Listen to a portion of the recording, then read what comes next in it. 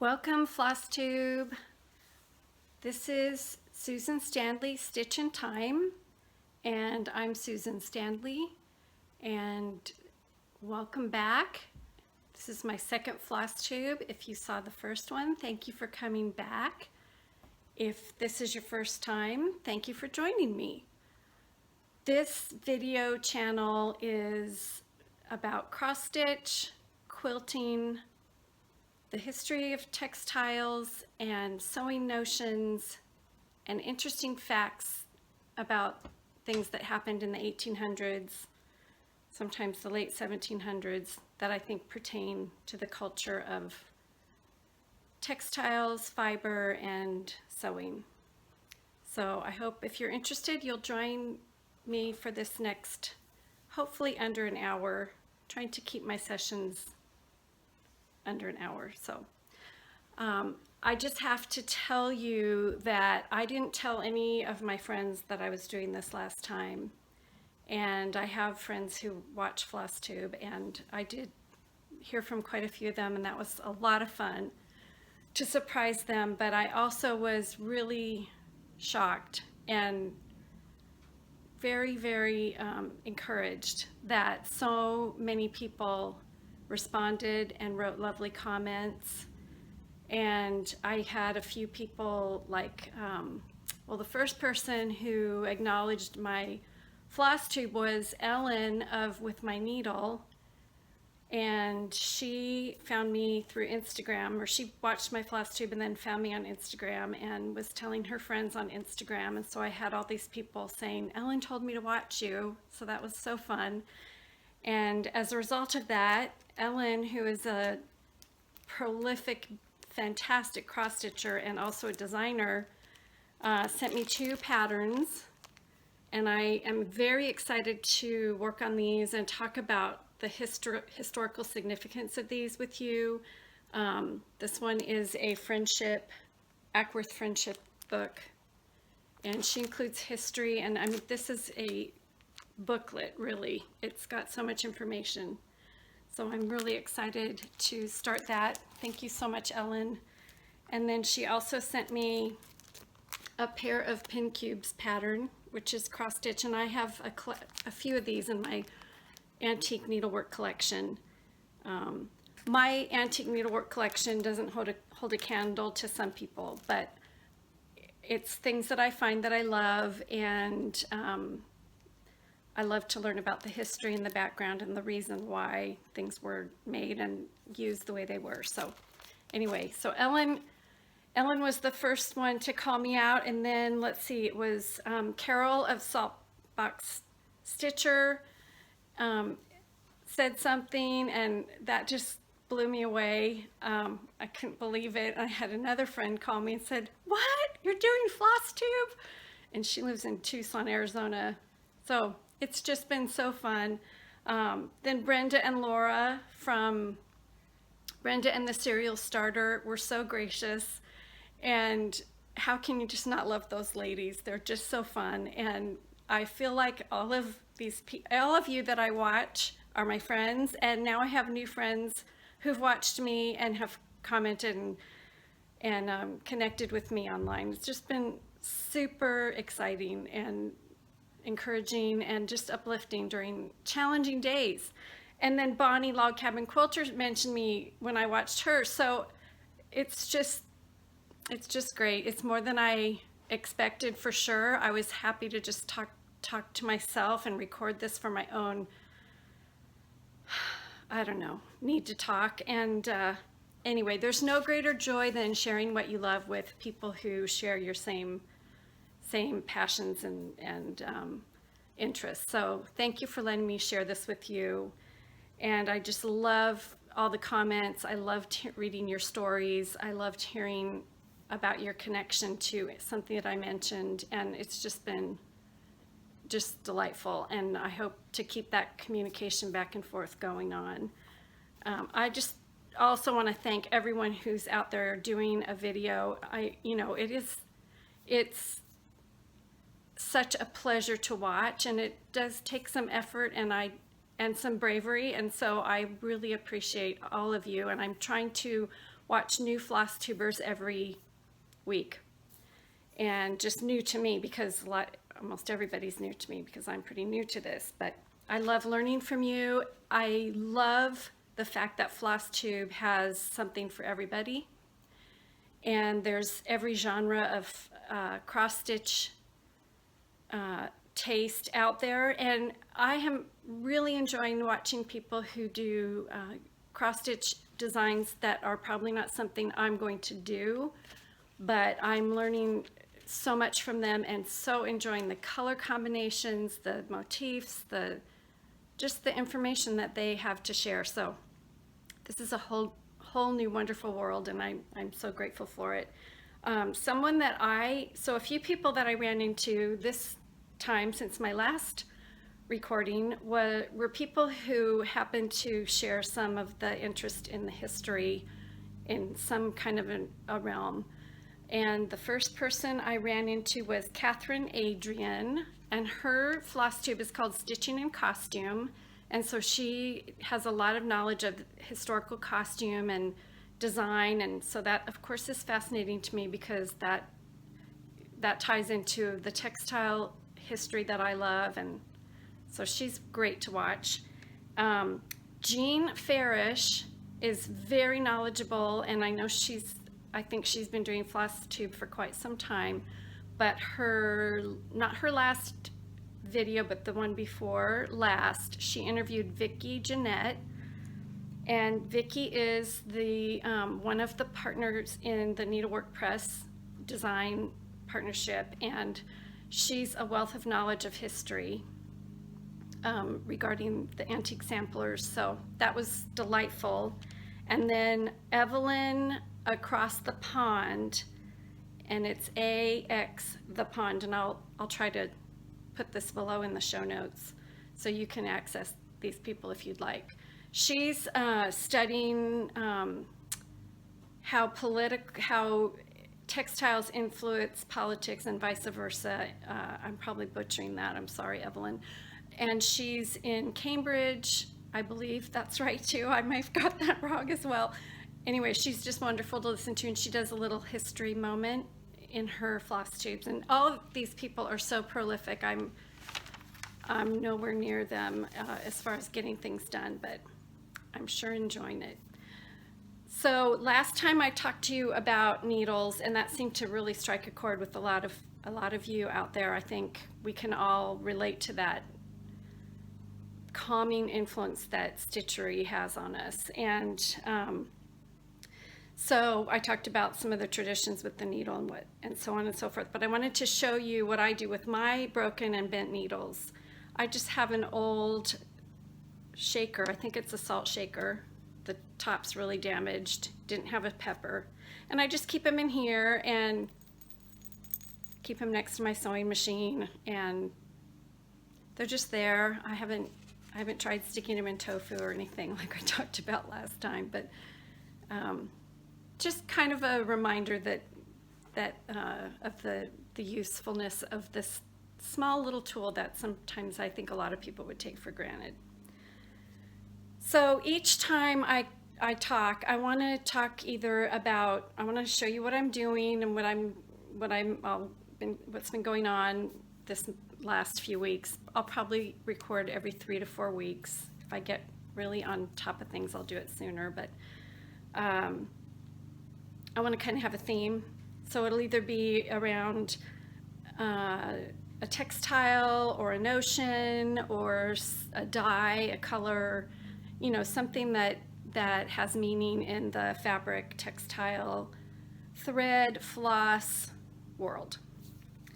So this month is International, well, I think this week was International Women's Week. Well, it just so happened that I wanted to talk about a woman because the patterns that I'm really pulling this last few weeks are all, I just seem to be very drawn to cross-stitch patterns with girls and women, and just, I love the dress that they're in. I love the way that the young girl depicted. Maybe it was a woman she knew, maybe it was just an imaginary woman, maybe it's who she hoped to grow up to be, I don't know. but they just seem to call to me. So I've accumulated quite a few charts, and I want to share those with you. But I'm calling this video Remember the Ladies. And that phrase is in honor of a woman from the foundation of the United States named Abigail Adams. And it's really interesting. You'll see in a little bit, if you stick with me, how she pops up again in something else I was studying. So I was really excited that I happened upon her. But Remember the Ladies was something that Abigail wrote to her husband, John. Abigail lived from 1744 to 1818, when a lot of these samplers were being produced. And she was, I'm sure she was a needleworker. I'm not familiar with any of her needlework. I'm sure it's out there. I just didn't dive in quite deep enough on that. Did she have a needle? I'm sure she had a needle. I'm sure she did a lot of sewing. She was not she was a very down-to-earth woman. She was a very gritty woman. She lived through the smallpox epidemic and had, I believe, 5 children and cared for them through that smallpox epidemic with her husband being gone away, writing the Constitution and doing all sorts of important political things. And she really ran the farm and took care of everything on her own. But she and John had a very unique relationship for that time period. They wrote tons of letters. So they documented their feelings for each other and their feelings about political things and just lofty notions. And one of the things that she asked him to do was to remember the ladies and be more favorable to them than your ancestors when they were coming up with parameters for the way the country was going to be run. That's just always meant a lot to me, and it's really stuck with me. So I want to show you some of the ladies, some of the charts that have really called to me since I jumped back into this cross-stitch world. And I think some of you will probably recognize some of them. But the first one is a chart from from Modern Folk Embroidery. And it's Susanna Walker. And it's a download. It's a PDF download from Modern Folk Embroidery. You can see the ladies on the side of the house.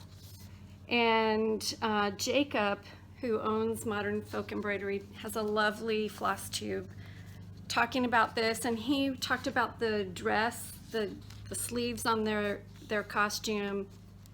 And that just he really had a big influence on sucking me back into this. So anyway, I just love this. I got some flax, 36 count flax Edinburgh linen to work this on, and I am just going to use the DMC that he recommended. I've been putting all my flosses, and whether they're silk or not, in little bags, because I feel like it keeps them safe. I might not start this for a while, and so it's going to keep it from getting dusty in my basket. So I don't know if you can see that, but there are a lot of people finishing this already. There's a lot of people posting it. I just think it's charming, and I hope to get that started soon. I'm not sure which one of these ladies is going to get my attention first. The next one is a kit that I had put together quite some time ago.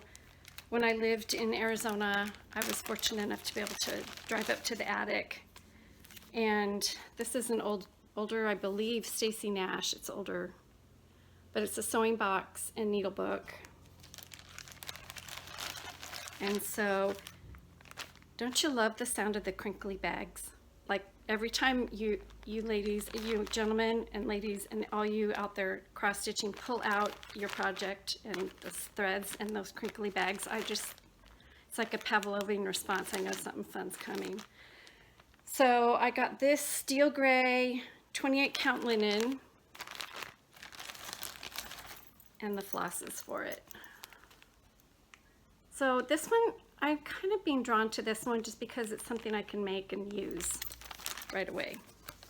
So that might be first on my lady list. And I do really enjoy the costume. Like this lady has, sorry about the glare. I'm not sure, everyone seems to have trouble with this, and I sure am. She's got a very sheer apron on and these puffy sleeves, and her hair looks like it's up in a little bun. And I just love that. I love doing research into the costuming, and now that I am a little more committed to this, I'm definitely going to do more research into the costuming. Next one I don't have it kitted, is Anna Morgan from Scattered Seed Samplers. And I thought, I know some people have mentioned they're going to do a lady wall or a wall of women. I'm not sure how I'm going to display all these quite yet. Maybe the blue dresses will go together. I don't know. She's got her hoop and stick, so she's ready to play the game that the kids played back in the early part of the century. And then I downloaded Ann Powell this is from Antique Reproduction from Pineberry Lane. And she also is wearing an apron. Her hair's up in a bun. She's very slender. She's got kind of a lace collar. So I loved looking at her costume. And she is going to be done on this khaki Edinburgh linen, 36 count. And her threads are the Gentle Arts threads. So like I said last time, I am drawn to darker colors and things that look like my antique samplers. My antique samplers are not high end, but they make me happy. And anyway, all right, then I actually ordered this one. This one's new. I had those. And she has a similar design on the front of her dress to the other one with the apron, Petite Filet in Rouge, and it's a GGR. I really like her. Love her puff sleeves. I love her pantaloons or her bloomers. I'm not sure. I know bloomers came in around the time that women were pursuing the vote, because Amy Bloomer was kind of the one who pushed that new fashion trend. Maybe I'll talk about that sometime. Anyway, super cute. And then of course I had to get this one too, the Lady in Red spinning her wool. This is gorgeous. There's the Lady in Red, and she's got her hand spindle, so she's spinning the yarn by hand with her dog. And then this is the entire sampler. And I will do the whole thing because it's just beautiful. Love it. And then Betty Glover, 1837. This one is taken from the Metropolitan Museum of Art. I just loved her hat with the plumes. And that is very, very classic for 1830s. It's very interesting when you study costume, and I'm a novice for sure, but how the skirt changes. It goes from straight and very, very no padding, nothing to enhance the hips, to then these huge hoops and bustles and things to just interesting, fascinating. Anyway, love that one. And then this one, Girl with Flowers, 1830, and this is a really cute little needle pocket and pincushion combination, and there she is. So I have a lot of blue dresses, but I love them. Anyway, so that's some of the trouble I got into this week, or this last month. I think I got 3 of those charts just since my last floss tube. This is very enabling, but I love it. So I want to show you something that I've been working on, and then something that I'm hoping to chart and make available at some point.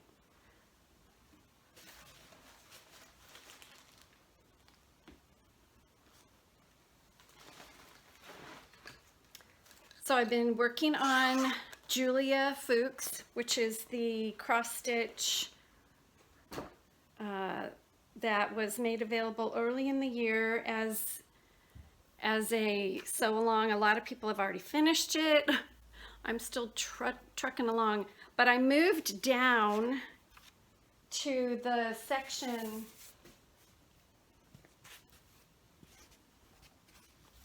kind of in the middle. Once I had this, the outer edges done and the alphabet, I moved down to this section here because I wanted to talk about this motif. There are several names for it, but I'm calling it the Greek key for this moment. And this motif shows up quite a bit in samplers, and it showed up in one that I own, a little antique one. And I just think it's very interesting. So the Greek motif, the Greek key is also called a Greek fret or a meander motif, and it originated in ancient Greece, but it's also been seen in the Roman Empire areas that the Romans conquered and took over and were established their citizenship, and it's also shown up in China and possibly other places because, like I said, I'm self-taught and I just read and I find things out, and I might not know everything. So I'd love to know if any of you have studied any of this and know more. I'd love to hear from you. It's seen in architecture, it's seen in pottery. We're all really familiar with it. It's that interlocking continuous line or border band. It's speculated that it originated because of Greek mythology, and it has the shape of a labyrinth, kind of the maze. And it's, or it could be that it began because of the meandering river called the Meander River that runs through Asia Minor. So that was something that was kind of an interlocking river. So I don't know that it's a definitive on exactly what it stemmed from, but it means infinity and unity. So I thought that was really neat to know. It made me wonder if these little girls or these young women making their sampler just liked the design, or if they were taught the meanings of these images and motifs that they were stitching and chose them because of that. I don't know. I kind of think maybe half and half. Were the girls aware of all that? And during the 18th and 19th century, when neoclassical architecture became really popular, this was when a lot of the buildings in Washington, D.C. were being built. They have this pattern. So it is kind of endemic. And then I think there was a real push in early foundational America to be like the Greeks. So anyway, I thought that was interesting. It popped up in that.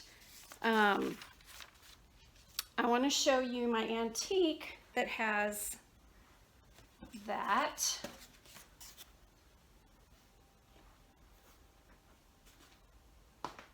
So my little antique sampler that also has a more elaborate form of the Greek key. E.R. Proctor. This is her more elaborate form of the Greek key, and it's just a very simple little marking sampler with the sweetest little flowers, little buds all the way around. The Julia Fuchs also has these little buds.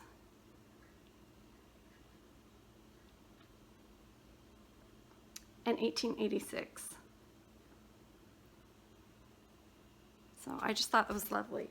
So of course then I thought, well, I'm going to have to chart that. I'm going to have to remake that, and I want to make it on 36 count, and that is actually on 24 count. So I pulled out a piece of beautiful, let's see, natural 36 count linen, and I just started at the bottom.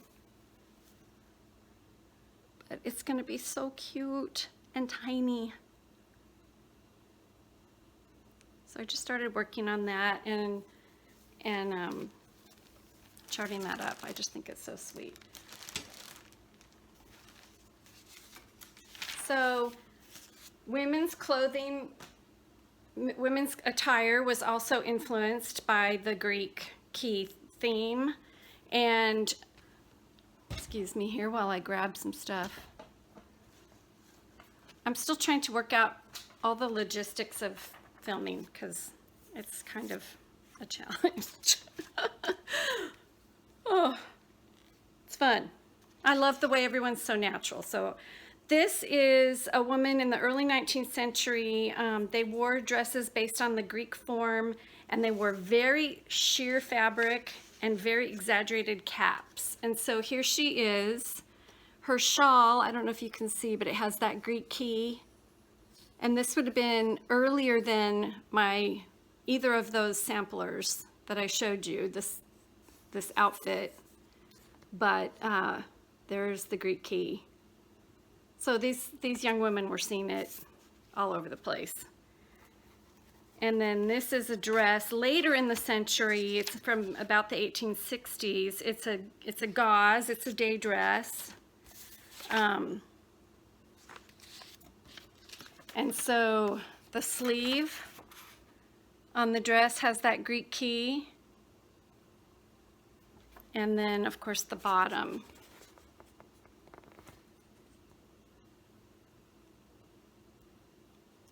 How can you not just love all of everything to do with the samplers that you're stitching on? I just think it's fascinating. But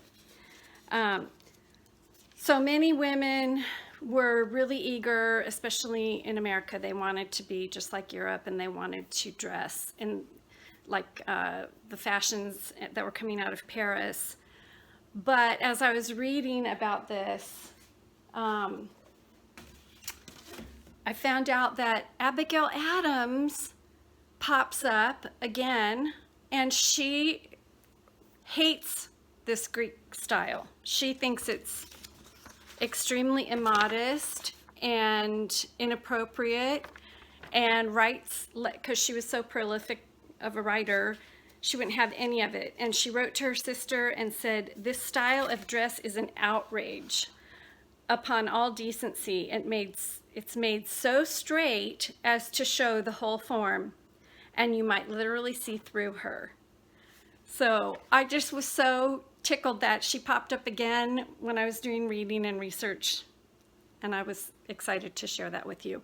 I do also have another collection of things, and I collect buttons, and these are from the 1800s, and they have a Greek key or Greek meander motif. I think hopefully this is coming through. I'll try to take a photo, an actual photo. There you go, I think that showed up. So it does not look like something you'd see on a sampler. Just really fun. And I'm not an expert on buttons either, but I've learned a little bit. Now this is pretty much the exact design on my sampler that I'm charting, which made me really excited. Maybe the young woman charted it from her mom's buttons, who knows, or her own buttons. Let's see if I can get that. Oh. There we go. So, kind of fun. I thought you'd enjoy seeing that too. So of course, being a quilter, I had to try making a Greek key quilt block. And I made 3 of them. They're really striking. They're very easy to do if you are familiar with the log cabin quilt block. Basically, you start out with the center and the opposite color, and they're the same size square. And then you add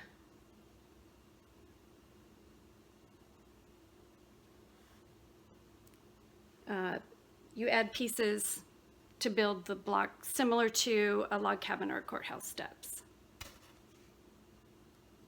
and I thought I would use these to either make a project bag or have a little ridicule, like a lady's bag pattern that might be fun for the outer band. I don't know, but this is where my brain goes. And then I was looking through my fabric because I love to look at how these motifs pop up in all kinds of places.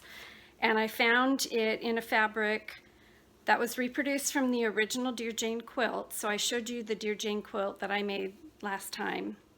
And the book has pictures of the real quilt that's in the museum. And so then after the book was published, Brenda Papadakis published or designed some fabric based on the original fabric. So this one is got a Greek key in the crosshatch and then also in the centers. And it came in several colorways. I just had green and blue in my collection, so I thought that was fun. And then if you're at all interested in textile history, I know that that's maybe not, if you're a pure cross stitcher, I know that might not be completely what you're after, but there is a really great book called Dating Fabrics by Eileen Tristian, and she has pictures of fabrics by century, by time period. And lo and behold, there's one with the Greek key. About the same time as that white dress I showed you. So, kind of fun. I love this book because I do run into antique quilts. I have a few antique quilts, but I love studying the fabrics. And this is a really helpful guide if you're at all wanting to be accurate with that. I have a couple of finishes. They're not cross-stitch finishes, but one thing I forgot. There's a quilt that I've been working on, and it ties into the Remember the Ladies. It was a quilt that I first saw in a magazine probably 30 years ago. It's a quilt from the American Folk Art Museum. It's a quilt that was made circa 1858, 1863. And it goes by several names, but the name that's probably most familiar to people is called Civil War Bride. So this is a picture of the quilt from the museum. And you see that lonely lady there. So this quilt was made around the time of the Civil War, and it's thought because in the templates that the museum owns, the templates from this original quilt, there's a template of a man. But obviously the man never appeared on the quilt. So it's thought that it was made for a wedding that never happened. And we can only suppose what happened because we don't really know. But I just think it's stunning, and it also pops up in this book. It's on the cover, American Folk Art. This is a really neat book. Jean Littman and Alice Winchester. It's also in here. This book is full of folk art and textiles, and no samplers, unfortunately, but so the pattern was first available from Threadbare in Castlemaine, Victoria, in Australia. Corliss Searcy was the woman who drafted it. And then later on, Carolyn Mowry drafted a copy, and this one I think you can still get. She did include the groom or a gentleman, and all the templates are in here. So I want to show you what I've done up to date, and then I'm hoping that doing these videos will keep me accountable because there are so many motifs and images in this quilt that are in cross stitch, especially a lot of the cross stitch I want to do, and fabric and textiles that I have. So I'll go through these kind of quickly because I am breaking my rule of keeping this under an hour. I'd like to keep it a half hour, but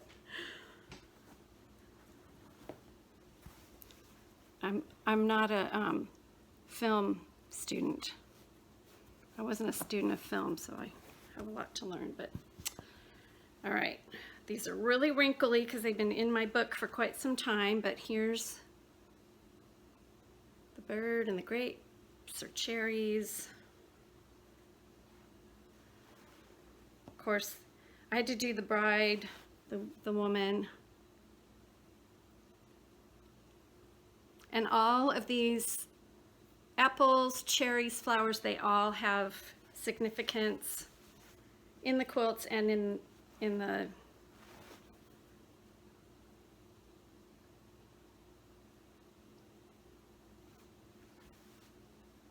I won't show these every time. I'll just show you the new ones that I've done. I didn't know, but I believe these were supposed to be hummingbirds, but I just thought they were extended leaves, so I need to give them little eyes. These remind me, this basket reminds me a little bit of those tulip baskets you see on Scottish samplers. Okay, that's what I have so far. So that's what I'll be working on. I did finish a quilt that I've been working on for almost 2 years, and I'll show it to you. It's a quilt it's a pattern that's not in print anymore, but I wanted to show it to you. This is the quilt. It's from 1850, circa 1850. It was drafted by the Quilted Crow Girls, and I don't believe they're in business anymore. But I have it done, and I'll just lay it out in my front room and take a picture because it's huge. It's absolutely huge. It was so much fun to do. It's all applique. These birds remind me of cross-stitch birds. They're very folky and natural. They're not very pristine. I finished putting the binding on this. This was an exchange. And what I mean by that is there were, I think, 15 of us, no, maybe 11 of us, and we each made a block for each other and then swapped them out. And so I'll lay this out and take a picture of it if you'd like to see that. And then I did get a little bit done on my Ann Robinson because she's another lady. She's got a gentleman with her, but I have to say, now that I've stitched on the Zweigart, I really like it. This is a little harder to stitch on, but I got a person started. I'm loving the threads. The colors are making me happy. I mean, they still make me happy. This is what, I have a long way to go. I know it's not a race, but there's so many out there that I want to make. It's hard to not feel like I wish I could move a little faster, but that's okay. And then finally, I did get a little bit more done on my Angot.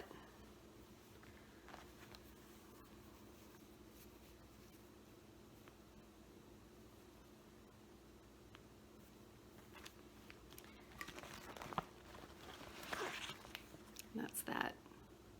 And I believe this is still available through the Attic Needleworks. All right, so the last thing I want to show you is something I purchased. It was recommended by Brenda and Laura, and I'm so glad I got it. It's this gorgeous pattern stand. I don't know if you can see the patina on the wood. And you set your chart up in it like that. It's got a magnet for your needle. It's so beautiful. And then a thread wrap to measure out your thread. So anyway, that's the damage I got into this month, or since I saw you last. Thank you so much for joining me. Thank you again for all the feedback, all the comments, all the interaction. It's just lovely. This community is so welcoming. And I know I have things to share that aren't all cross stitch, and I hope that you find that of interest. And anyway, I'll see you in a few weeks. Thank you.